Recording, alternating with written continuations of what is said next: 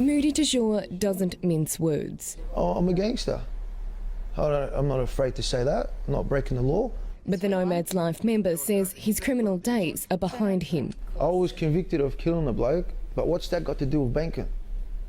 There's a lot of convicted killers out there that have got bank accounts and businesses and so forth. What makes me different? The Commonwealth Bank shut his accounts 6 weeks ago. Westpac and St George followed. He's engaged a legal team to fight the closures. How do they allow me to withdraw the proceeds of crime, so to speak, and walk away with a bag full of money? They obviously are aware the money's legit, or they would have taken it. He says it's his construction consultancy business that keeps his pockets well lined. Moody is the cousin of King's Cross identity John Ibrahim. Moody was jailed in 2007 for manslaughter alongside his brother Sleeman and cousin Michael Ibrahim. He was also briefly married to Salim Mahaj's sister Sana. Born here, paid my taxes, do everything the right way, retired from the club life, and still I'm like Al Capone of this country. Police sources say it's not the force who's responsible for closing the accounts. The banks refused to comment, citing privacy. But given the Royal Commission, banking sources say they're not willing to take any risks. Moody's brother fought the state's consorting laws in the High Court. This is set to play out the same way, with a court date expected next month. Laura Banks, 7 News. Gang squad police have shut down a Nomad bikie clubhouse during a dramatic raid at Wetherill Park. 13 members have been charged, and senior police say that's just the beginning. Friday night at the bikies' inner sanctum, heavily armed police invade their clubhouse. Tactical officers stand over their targets, 13 fully patched members of the Nomads motorcycle gang. On your knees.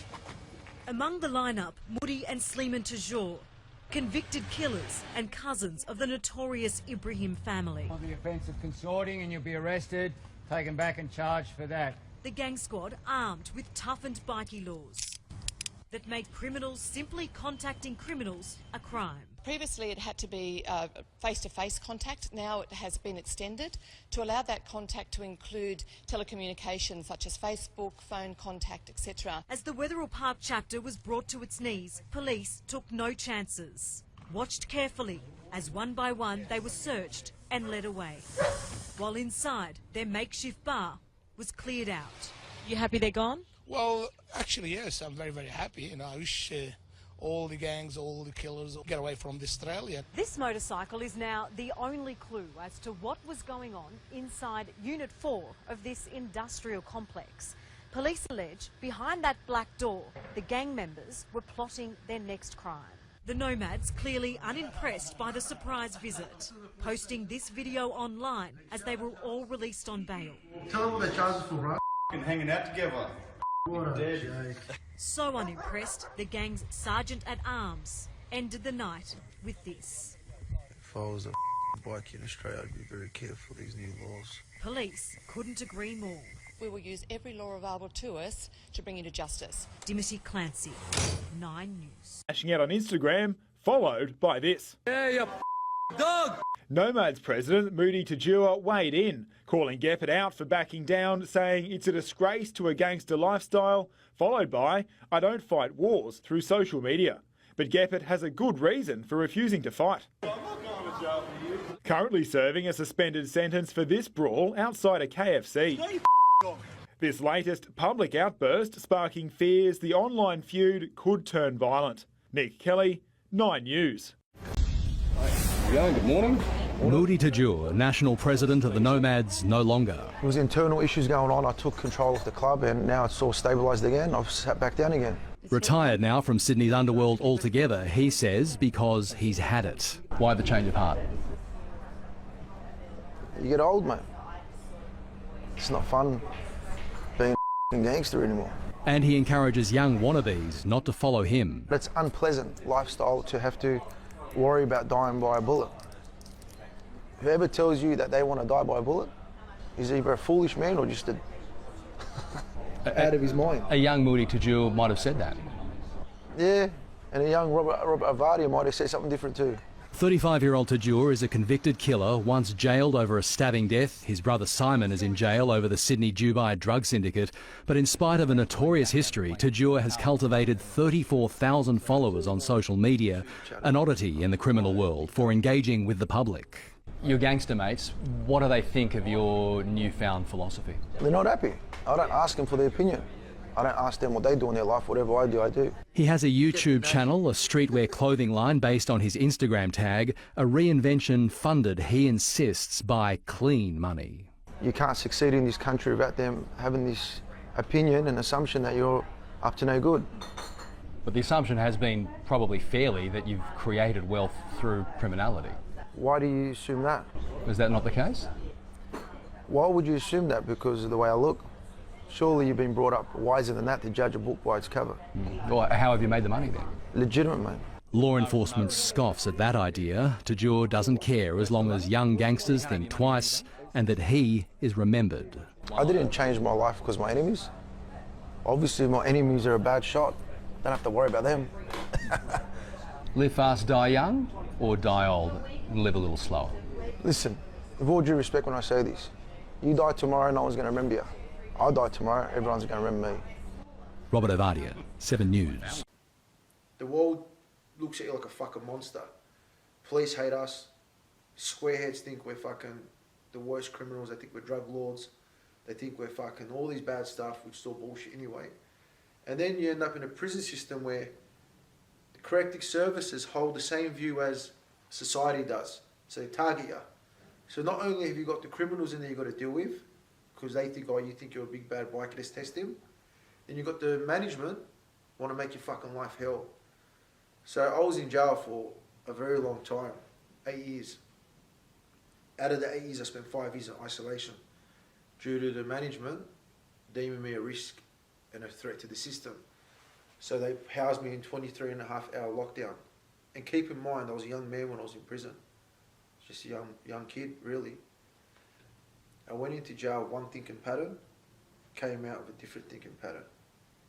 Now I don't fear jail. I used to, in the back of my mind, think, fuck, I wonder what jail's like. It's not going to be a pretty place. But jail now is my second home. Jail's not an issue anymore. Prison system's fucking weak, so the average person walks around when he's angry and he thinks, fuck, I don't want to go to jail. Someone like myself walks around and thinks, what the fuck is jail? Jail is nothing in this country. You know, jail's fucking soft. Every family has lawyers, doctors, and so forth. And the younger ones grow up wanting to be the best lawyer, like my father, like my uncle, policeman, this, that. I grew up wanting to be the baddest gangster on the street, following the footsteps of my cousins Sam and John. And I grew up looking up to them. And that's how I ended up being a fucking nomad and a thug on the streets of Sydney. I spent 20 years in the club. I retired because just fucking over it. Everyone retires from something in life. You work in a law firm for fucking 20 years, you retire. You work as a serviceman, you retire. My job was being a nomad, so I retired. But I'm still a nomad, just retired. I'm wearing my colours now as a show of pride and fucking earned to wear this for the rest of my life. Another thing I want to address, the 1% means simple as this. There's these American guys in America who are the leaders of the Hells Angels, and his name was Sonny Bargo. I know it's not my place to talk about another gang, but I'm explaining the 1%, and I have to justify where it come from. The judge was sentencing them, and they were ex-servicemen in the army and that, and the judge said to him, you're 1% of society that came back from the army and didn't adapt to normal life. So he walked away from the court. He spent a lot of years in jail. He was a soldier and created the 1%. And then every other gang in the world followed the Hells Angels. You've got to give them credit when credit is due. They created the 1%er, which I'm wearing right now. Their leader came up with the idea of 1% because he was a hard man. He was from the army. He didn't like the way the world was when he came back. So he rebelled against the government and started the bikies. And that's how I stand before the world today. I'll take you to another place in jail. I got jail tattoos when I was in prison. And I've got here Lab for Life, it's a prison gang. And I've got a few teardrops. The teardrops mean nothing. People say it represents how many people you've killed, but not me.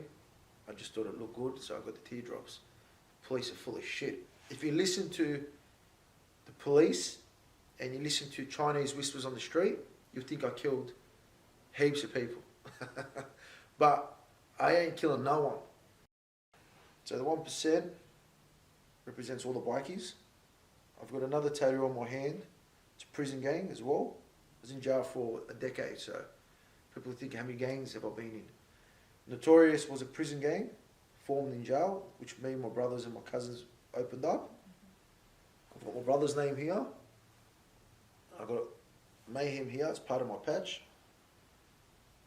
An old gang when I was a kid, Scorpions. So I've been in a few gangs, you know, and I'm actually proud of it because at 35 years old, I've spent 20 years on the streets. I've got no scars on my face. So obviously I was a bad enough fucking person to keep people away. People aren't stupid enough to come and shoot someone like me or stab someone like me.